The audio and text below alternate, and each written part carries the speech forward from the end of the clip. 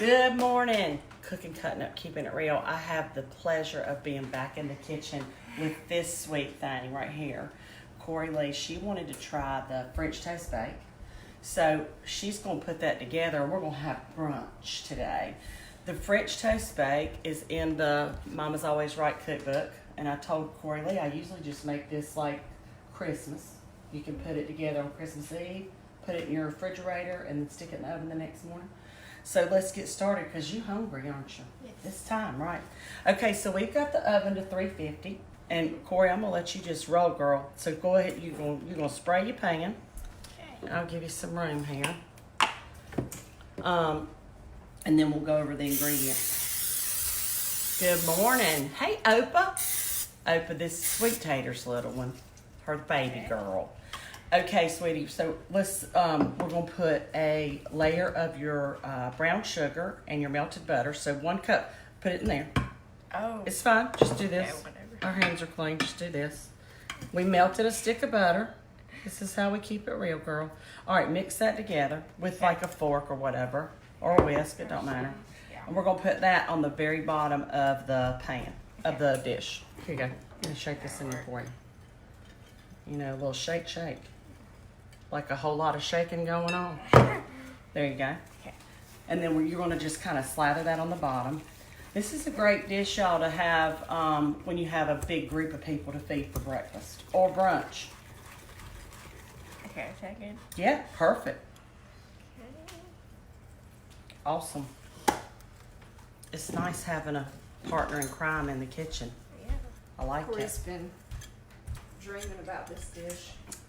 Well, it is a dream human because it's good. It's rich, but it's really good. Okay. Yeah, where's your little spatula? I'll get it for you. Let's see. Here we go.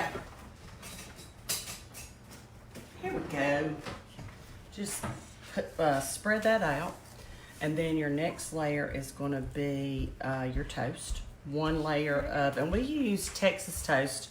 It doesn't matter. You can use whatever you got, or you can even use day-old bread. But if I have my choice, I'm going to always go with the Texas toast.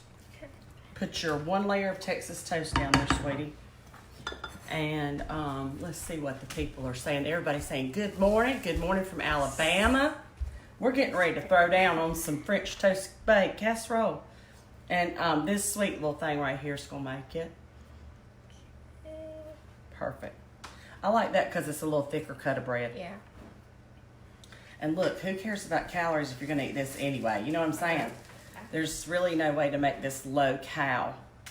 They are flamingo pajamas. We're all in our whatever we slept in this morning. We're just kind of hanging out, having girl time.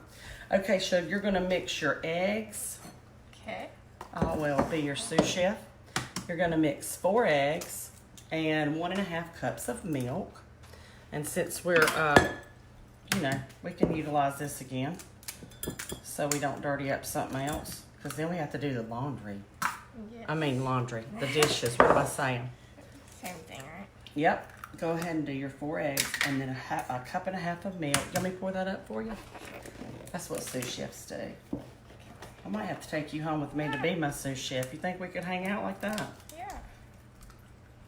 My boys would like it because they'd be like, oh, it's going to be ready even faster with her here.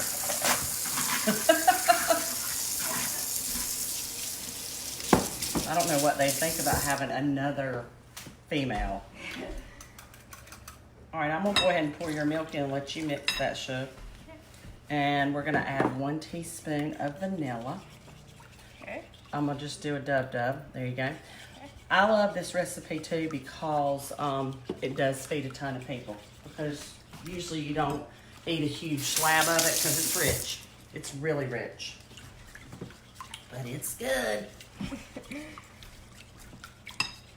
Okay, and then let's set that aside. And we'll just mix this together. This is your 1 8-ounce block of cream cheese at room temperature and your cinnamon, 1 teaspoon of cinnamon. And if y'all love this recipe, it's in the Mama's Always Right cookbook. And this is one that I sent with Drew to college so he could replicate this and feed 4 college age boys on it. You know what I mean? Let me show you a little trick. Sure. Show you a little trick. Somebody showed me this too. If you, with the room temperature, if you want to do it back and forth like that, like you're painting something, it'll mix up better for you and quicker. And then once you're done, you're just gonna Okay. dollop it. So do it. Yeah, just like push it up against there. You're not gonna hurt it. Oh gosh. Yeah, you're doing great. Can y'all see? Let me see. Let me tilt this down. I know everybody wants to see this pretty face, but if you want to see the food, you gotta. Kind of hard. It's not a. Did You don't. y'all It doesn't give have her to a be. piece of bread? No. Did she take one? She's got one. Did she? I don't know where it came from. She was hungry. She The got lab was hungry. it. Yeah, she found that piece of bread. She is. Wow. She's Cori's having some.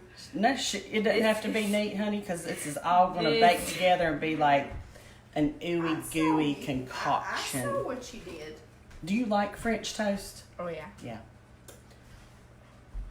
Okay. I love it. Okay. Obviously, I love it. You're not gonna hurt it. Keep going. You're doing great. In other words, this isn't one of those that's so exact that it's got to be pretty. You know what I'm saying? Yeah. Because it's gonna all blend together anyway. It's all going in the same spot. It is going in the same spot. Now, I was telling Cori, you said you do like bananas and strawberries? Mm-hmm. This is a really good one to bake and then have fresh bananas and strawberries as a topper. And some, I always warm my maple syrup, but with some warm maple syrup, and it doesn't take but just a drizzle. And some people don't want that. Depends on how sweet your tooth is, because this one's a sweet one, y'all. For sure. Very good. Now we set that aside.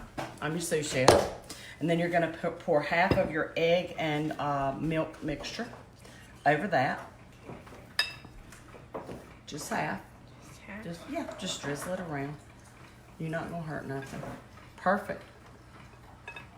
Perfect. It's right there. And then you can use your, just spread it out. And it'll kind of run down over there. There you go. And then you're going to put one more layer of your Texas toast. Okay. Yep. And look, I got to double check the recipe because this is one I do like about twice a year. For sure. And you also can garnish with powdered sugar. Again, a lot of sweet, y'all. A lot of sweet.